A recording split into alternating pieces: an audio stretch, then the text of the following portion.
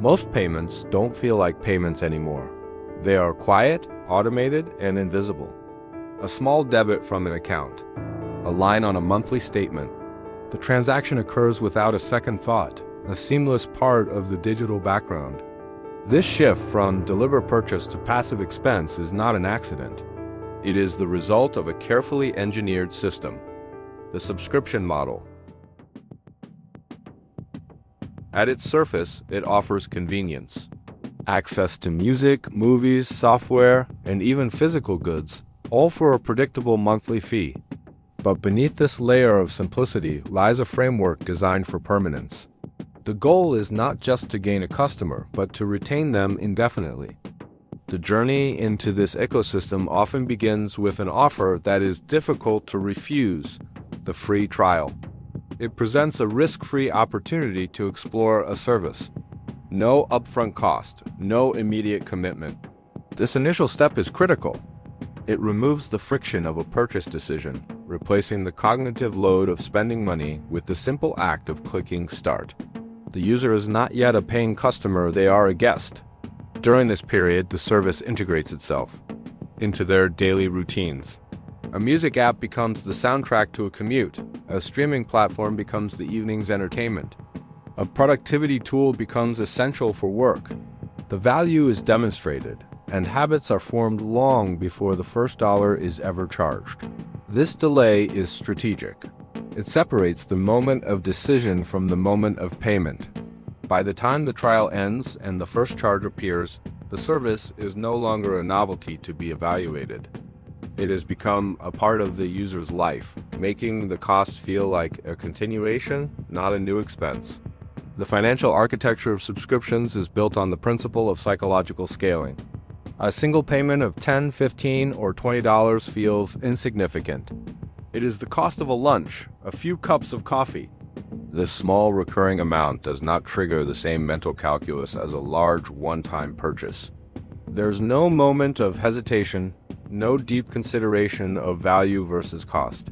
It is a microtransaction, easily absorbed into a monthly budget without careful scrutiny. Yet, these small streams compound. A handful of individual subscriptions, each seeming negligible on its own, quickly accumulate into a significant annual expenditure. $100 a month becomes $1,200 a year. $200 becomes $2,400. The system leverages a cognitive bias known as scope insensitivity, where the emotional response to a problem does not scale with its size. We rationalize each small payment individually, failing to perceive the weight of their collective total. The monthly statement arrives, but the charges are often listed among dozens of others.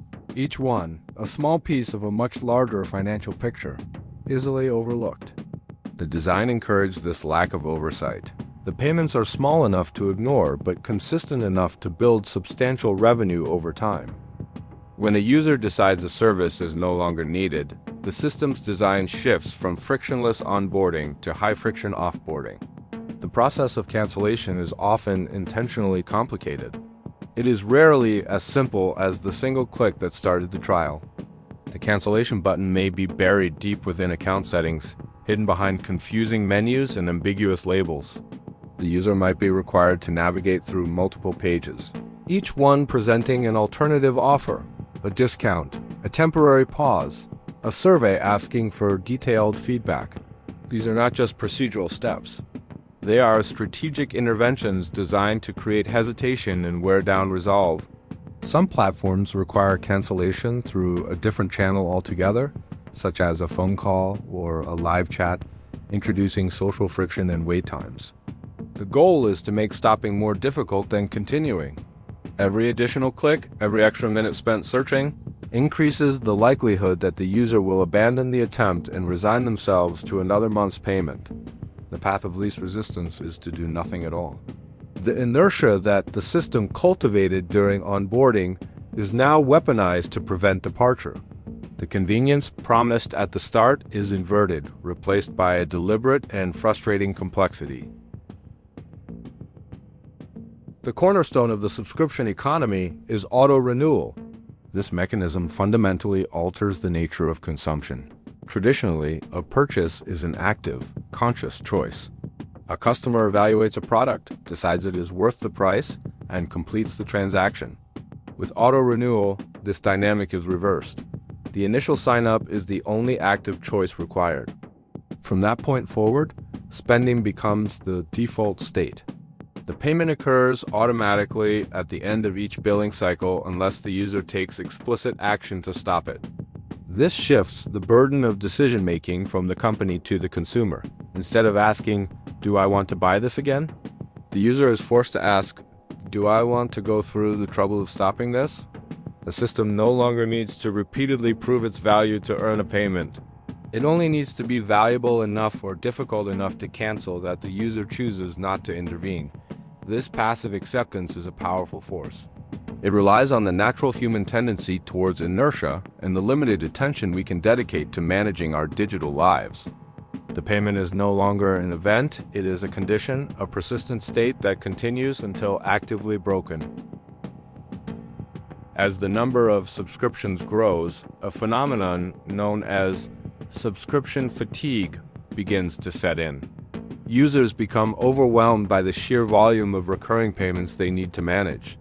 The mental energy required to track each service, evaluate its ongoing utility, and remember to cancel it when it's no longer needed becomes a significant burden.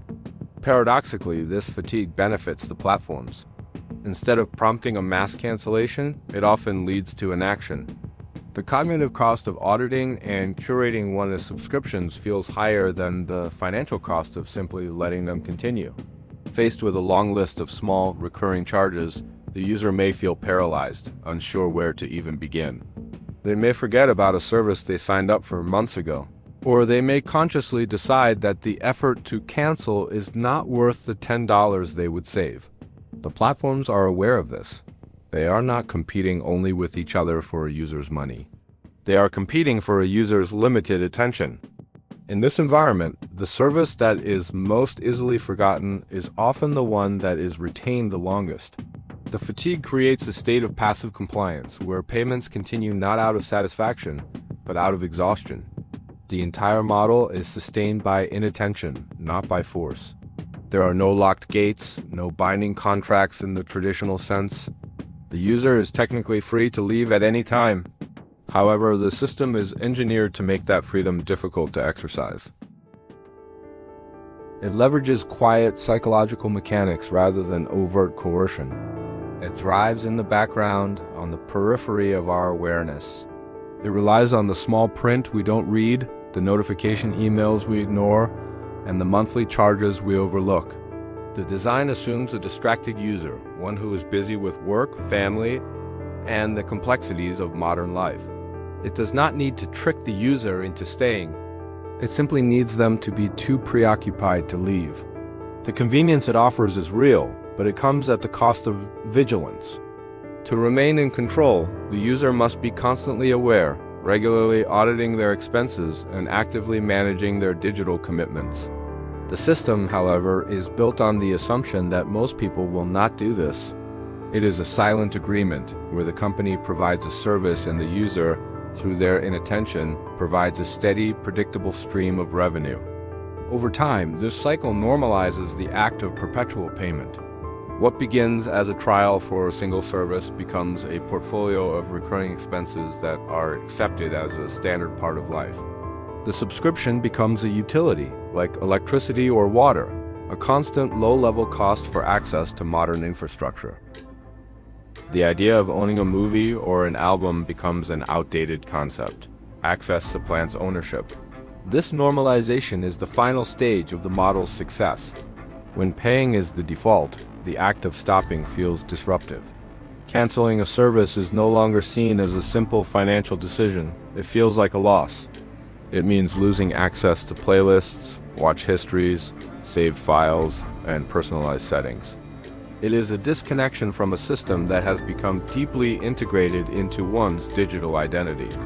The cost of leaving is not just financial, but psychological and logistical. The subscription is no longer just a service one uses. It is a part of the ecosystem one inhabits. And in this environment, continuing to pay is the most natural thing in the world. The most powerful systems are the ones you never notice. If you want to understand the systems shaping everyday life, subscribe for more videos like this.